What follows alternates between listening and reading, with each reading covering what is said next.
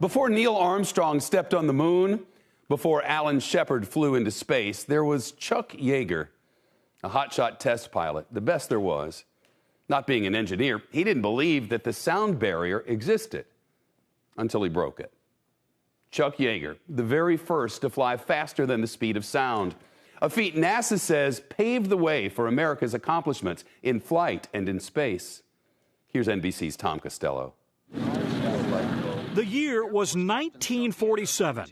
History is made by this aircraft. Dropped from a B-29 over the Mojave Desert, Charles Yeager lit the rocket that pushed his experimental X-1 aircraft soaring to 45,000 feet and passed Mach 1.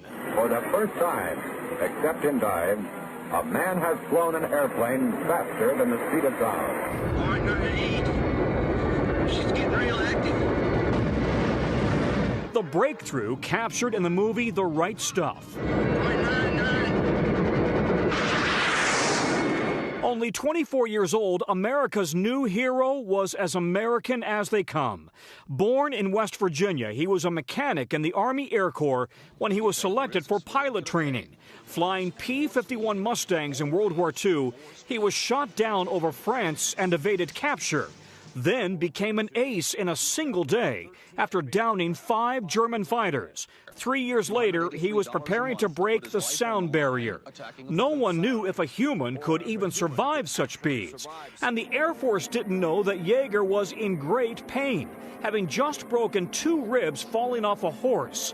He used a modified broom handle to close his own hatch. You don't look at it as being dangerous. It's something that you're sort of dedicated to, and you just sort of concede the fact that that's your job and that's what you're going to do. And you don't really think about the outcome. And of course, a lot of pilots got killed. Chuck Yeager was a pilot's pilot, testing more planes, training pilots and astronauts, and flying missions over Vietnam. He was supremely self-confident. He was genial. But he had a razor-sharp mind on anything involving high-speed flight. In 1975, he retired as a brigadier general. But at the age of 74, Chuck Yeager was back in a fighter jet to mark the 50th anniversary and break the sound barrier once again. I just tell people I'm no hero. I'm just a kid that, you know, it's the right place, the right time. Today, Yeager's Bell X-1 aircraft hangs at the Smithsonian for all to see. I think about Chuck as the essential American. He was a daredevil. He knew what he had to do in the war. Then when we started to think about space and taking it to the next level, he was right there. Few names are as iconic as Chuck Yeager's, representing courage and service. One of America's very favorite sons.